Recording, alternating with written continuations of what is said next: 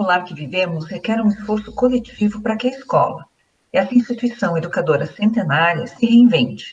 Os desafios para que o façamos, respeitando e incluindo a todos, requer coragem, apoio mútuo, criatividade e compromisso social. É para isso que criamos esse canal, para conversarmos com você, professor, gestor, coordenador pedagógico.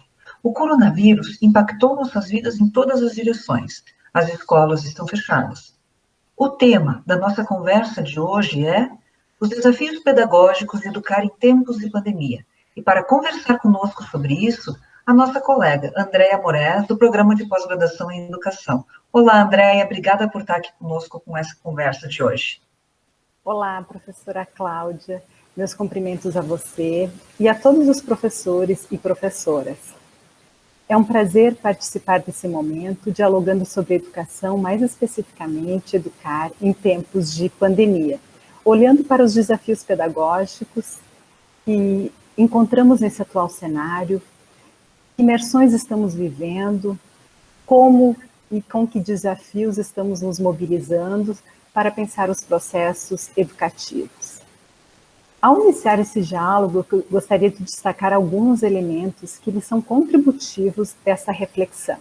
E aqui eu sinalizo algumas possibilidades: a humanização, o diálogo, a escuta e o protagonismo.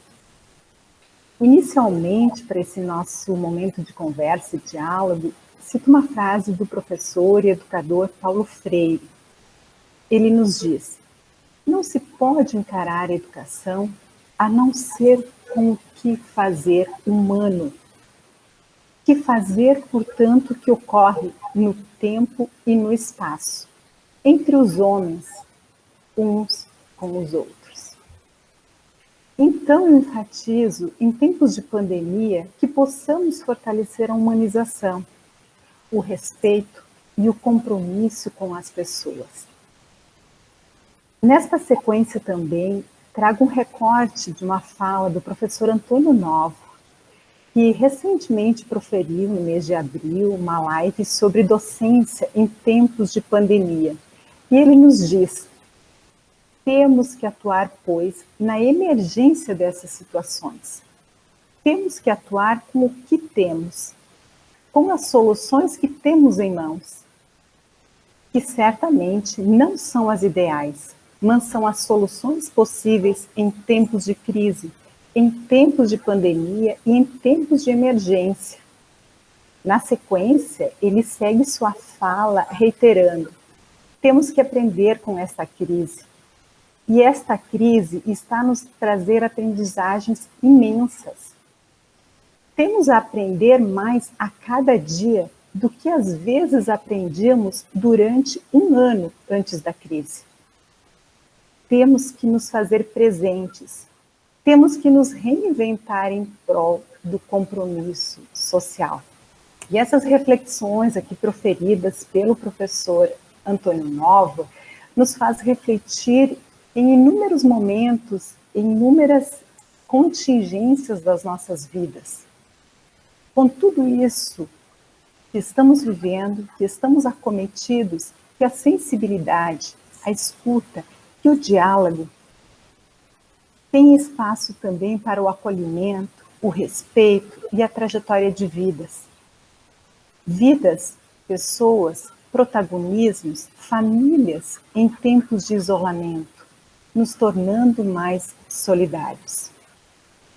Aqui também me inspiro no professor Boaventura de Souza Santos, que incansavelmente ele traz em suas falas e em suas escritas a necessidade de mudança de paradigma, superar a visão positivista, tecnicista, do ensino vinculado aos conteúdos isolados.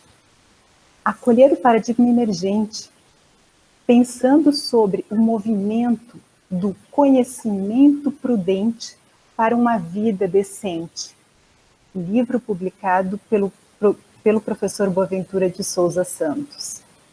E para refletirmos sobre conhecimento prudente em tempos de pandemia e pós-pandemia, para uma vida decente que acolhe a ecologia de saberes, diversidade, pluralidade, singularidade.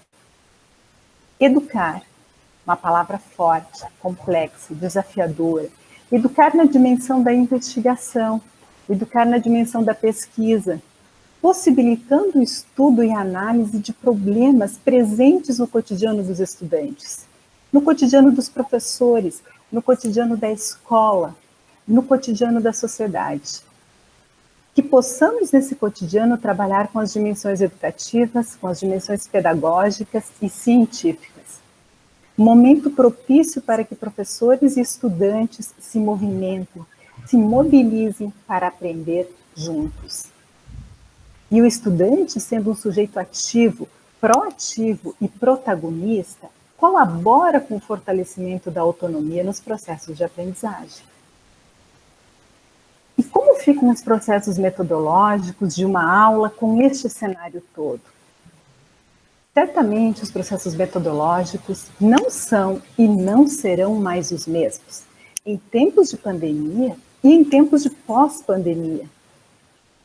Observamos nesse momento uma diversidade de situações que tem exigido muito dos professores, dos estudantes, das famílias, para se adaptarem, construírem e reconstruírem novos processos didáticos que contribuam para a aprendizagem. Frente também a esse cenário, nós temos outro desafio que envolve os processos metodológicos, os processos didáticos, que são os processos avaliativos. E então, como pensar a avaliação do processo de ensino e aprendizagem? Continuará sendo a mesma? Convido-as a refletirem sobre esta problematização, relacionando-a com o cenário vivido em tempos de pandemia, sobre o momento atual de isolamento em que estamos, e também do cenário de pós-pandemia, rompendo com certezas, acolhendo dúvidas, perguntas e incertezas, superando a visão de uma avaliação como fim, que durante muitos anos ela esteve centrada com muitas forças no instrumento prova. E se pense numa avaliação que contemple a aprendizagem na dimensão da humanização, na dimensão da formação e da emancipação.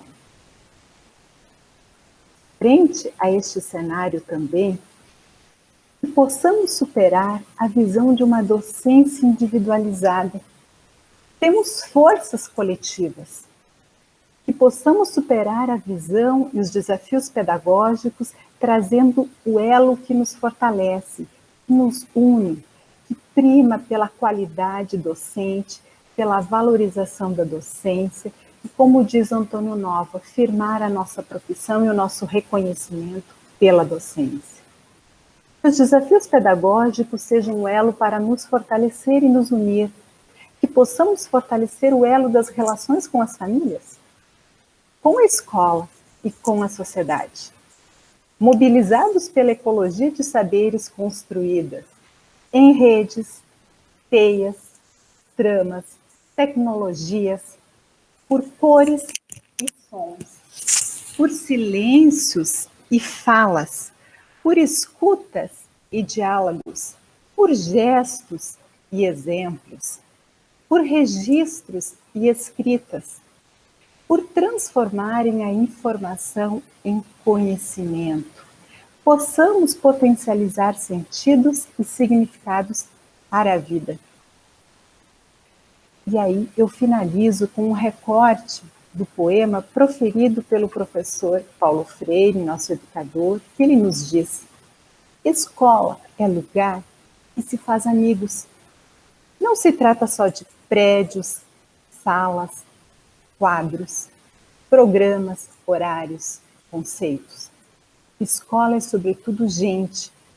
Gente que trabalha, que estuda, que alegra, que se conhece, que se estima. Então, meu apoio e reconhecimento às instituições educacionais, aqui em especial a escola. Estamos juntos em prol de valorização da vida, da educação, da docência e do conhecimento, para juntos superarmos. algumas reflexões assim que a gente possa, ao longo desses momentos, poder refletir, poder mobilizar sobre esse cenário de educar em tempos de pandemia e os nossos desafios pedagógicos. Prof. Cláudia. Opa, desculpa te interromper. Com você, Prof. Cláudia. Eu quero te agradecer, Andréia, né? Desculpa, eu te interrompi, deixei, né? Eu peço desculpas. Porque eu queria te agradecer, assim, acho que me emocionei um pouco com a tua fala, né? Quero te agradecer por essas reflexões que são, ao mesmo tempo, carinhosas e, ao mesmo tempo, importantes do ponto de vista teórico, né? Para nós pensarmos a questão da escola, né? Nos diversos cenários que a gente encontra hoje, algumas escolas fechadas, outras escolas trabalhando, né, tendo aulas à distância, algumas escolas fazendo trabalhos alternativos, são vários os cenários, vários os desafios, e precisamos poder realmente, sim, pensar muito juntos nesse coletivo, né? A gente quer agradecer a todos pela atenção, e especialmente a ti, Andréia, pela abordagem do tema, e queremos ouvir vocês, professores, gestores, coordenadores pedagógicos, nos enviem seus comentários, questionamentos e sugestões. Esse é um espaço de interlocução, de construção coletiva de novas oportunidades e criações. Muito obrigada pela atenção de todos. Obrigada, Andréia. Obrigada, Cláudia. Foi um prazer estar contigo e com os colegas professores. Estamos sempre à disposição.